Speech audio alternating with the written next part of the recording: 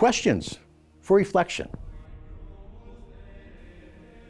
In their introductory explanation of the Advent O antiphons, the United States Conference of Catholic Bishops explain, and I quote, "The Roman Church has been singing the O antiphons since at least the 8th century. They are the antiphons that accompany the Magnificat canticle of evening prayer from December the 17th to the 23rd.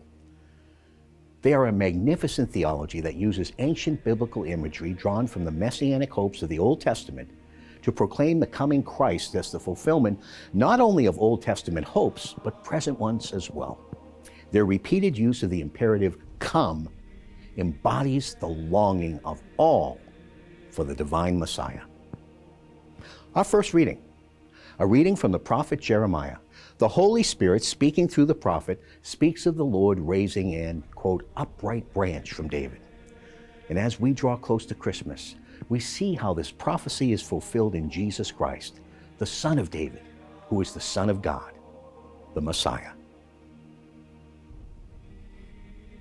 The psalmist David sings of the Son of the King who will rescue the needy and the poor, the one who saves the needy from death.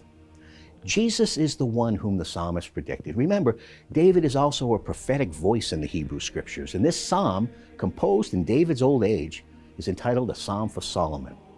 But as with all of the Psalms, with the eyes of faith, we should see the ultimate fulfillment of all of these Psalms in Jesus Christ.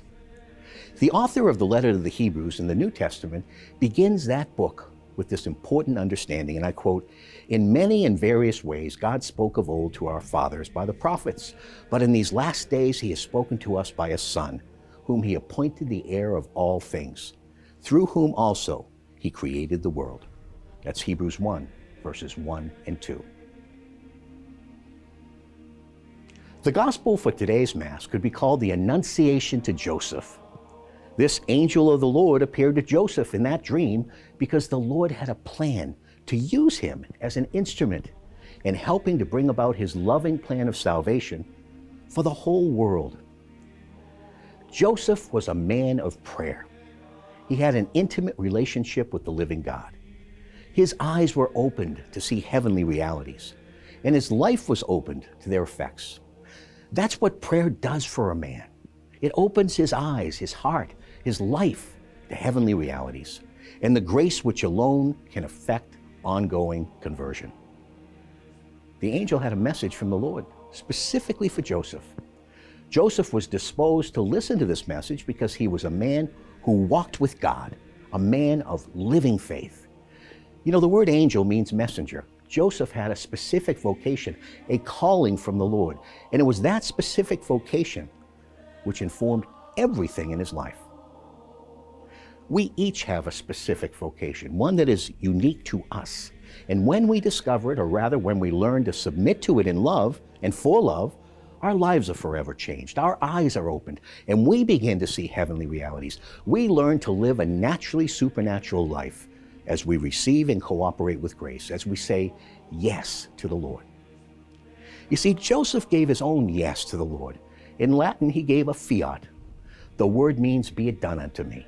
He did not speak with words, but with action. He did what the angel commanded. He exercised his freedom by saying yes to God's invitation. His response was his own song, his own Magnificat, or hymn of praise. We are all invited by grace to live lives which are increasingly given over to God and to His will. And when we really begin to do so, we will find everything else for which we long. We will find the source of true joy, Jesus Christ, whom Joseph held in his arms and worked alongside of in the carpenter shop of Nazareth.